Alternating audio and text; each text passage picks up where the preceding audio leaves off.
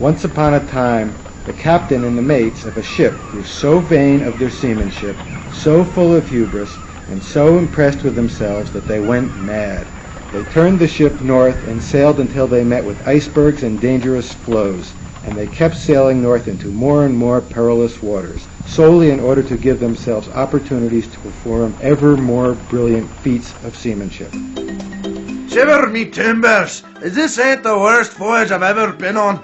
The deck is slick with ice. When I'm on lookout, the wind cuts through me jacket like a knife. Every time I reef the foresail, I blame near freeze me fingers, and all I get for it is a miserable 4 shillings a month. You think you have it bad. I can't sleep at night for it's so cold. Ladies on this ship don't get as many blankets as the men.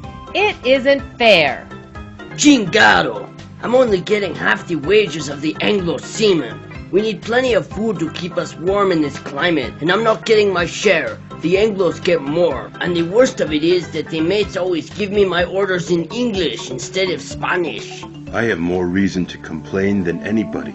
If the pale faces hadn't robbed me of my ancestral lands, I wouldn't even be here on this ship, here among the icebergs and Arctic winds. I would just be paddling a canoe on a nice, placid lake. I deserve compensation.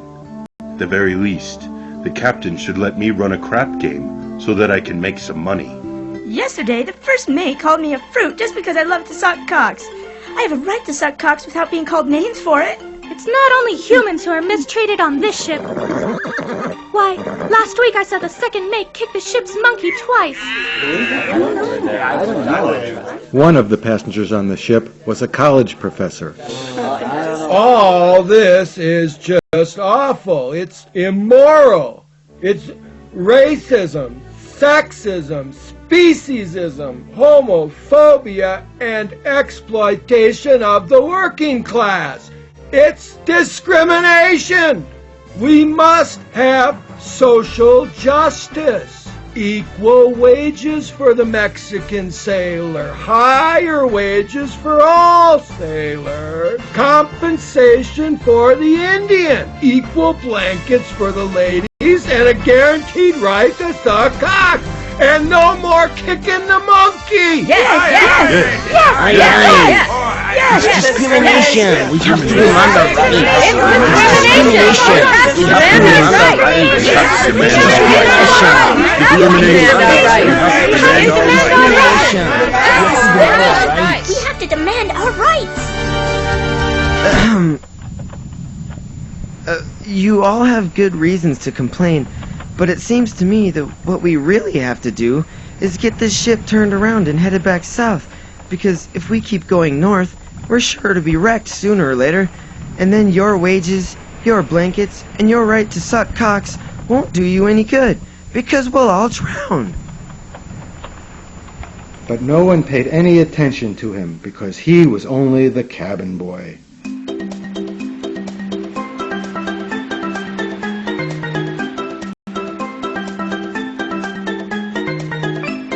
The captain and the mates from their station on the poop deck had been watching and listening.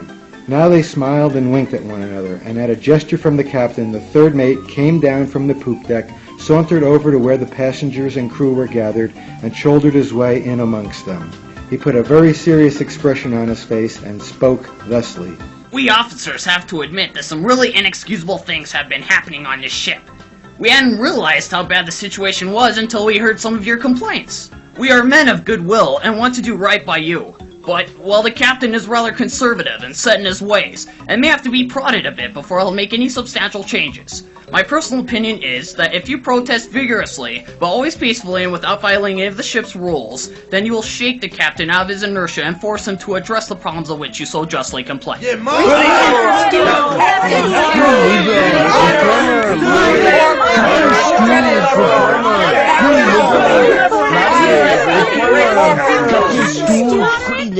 But they nevertheless did as he said.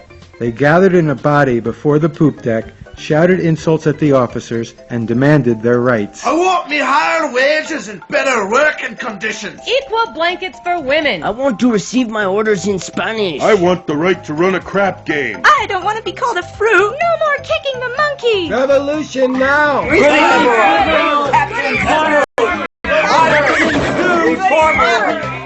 The captain and the mates huddled together and conferred for several minutes, winking, nodding, and smiling at one another all the while. Then the captain stepped to the front of the poop deck and with a great show of benevolence announced, Good news for everyone. The able seaman's wages will be raised to 6 shillings a month. The Mexican sailor's wages will be raised to 2/3 the wages of an Anglo seaman. And the order to reef the foresail will be given in Espanol. Lady passengers will receive 1 more blanket. The Indian sailor will be allowed to run a crop game on Saturday nights. The bosun won't be called a fruit as long as he keeps his cock-sucking strictly private. And the monkey won't be kicked unless he does something really naughty, such as stealing food from the galley. That's all. The passengers and crew celebrated these concessions as a great victory, but by the next morning they were again feeling dissatisfied.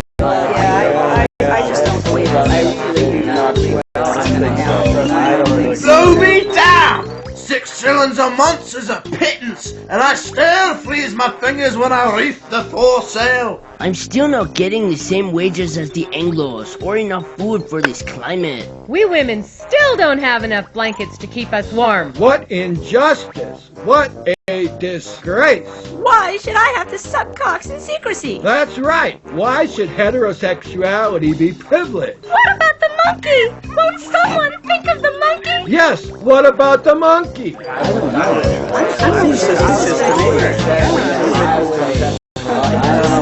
It's really terrible that the monkey gets kicked for stealing a bit of bread from the galley, and that the women don't have equal blankets, and that the able seaman gets his fingers frozen. I don't see why the bosun shouldn't suck cocks if he wants to. But look how thick the icebergs are now, and how the wind blows harder and harder. We've got to turn this ship back towards the south, because if we keep going north, we'll all be wrecked and drowned. Oh, yes. It is just so awful that we keep heading north. But why should I have to keep cocksucking in the closet? Why should I be called a fruit? Ain't I as good as everyone else? Sailing north is terrible, but don't you see? That's exactly why women need more blankets to keep them warm. I demand equal blankets for women now! It's quite true that sailing to the north imposes great hardships on all of us. But changing course towards the south would be unrealistic. You can't turn back the clock. We must find a mature way of dealing with this situation. Look, if we let those madmen up on the poop deck have their way, we'll all be drowned. If we ever get this ship out of danger, then we can worry about working conditions, blankets for women, and the right to suck cocks. But first, we've got to get this vessel turned around. If a few of us get together, make a plan, and show some courage, we can save ourselves. It wouldn't take many of us. 6 or 8 would do. We could charge the poop deck, chuck those lunatics overboard, and turn the ship to the south. But I don't know. I don't believe in violence. It's immoral. I'm terrified of violence. It's unethical ever to use violence. The captain and the mates had been watching and listening all the while.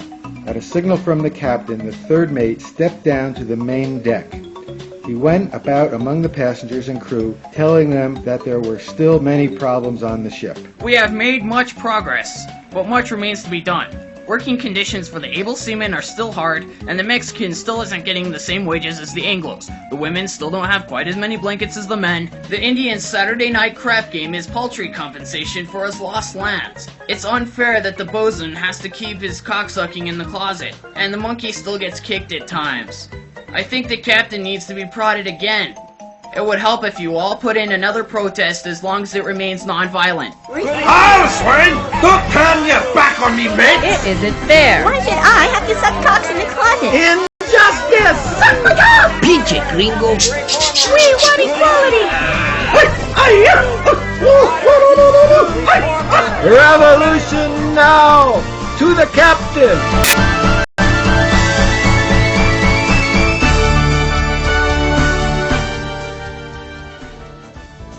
More good news for everyone.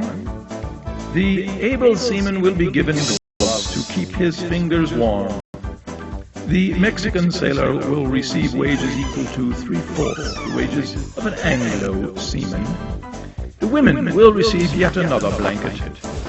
The Indian sailor can run a crap game on Saturday and Sunday nights. The boatswain will be allowed to suck cocks publicly after dark. And no one can kick the monkey without special permission from me. That is all.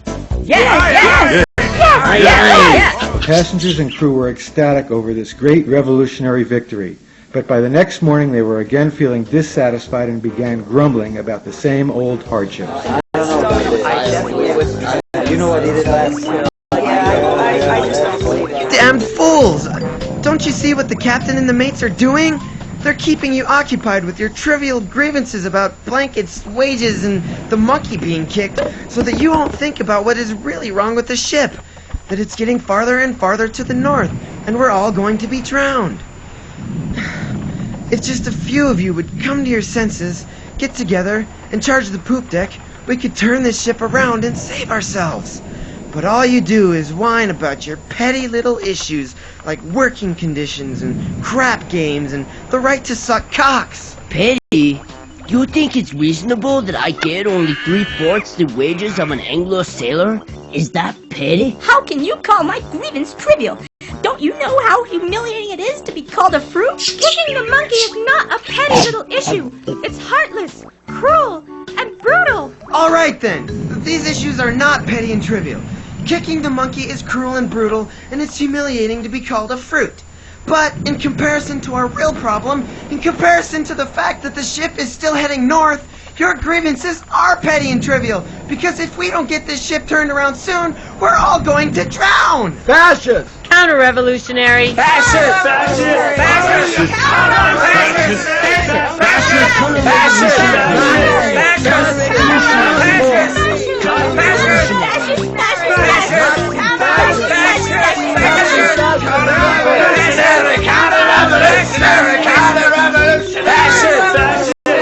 The passengers and crew went back to grumbling about wages and about blankets for women and about the right to suck cocks and about how the monkey was treated.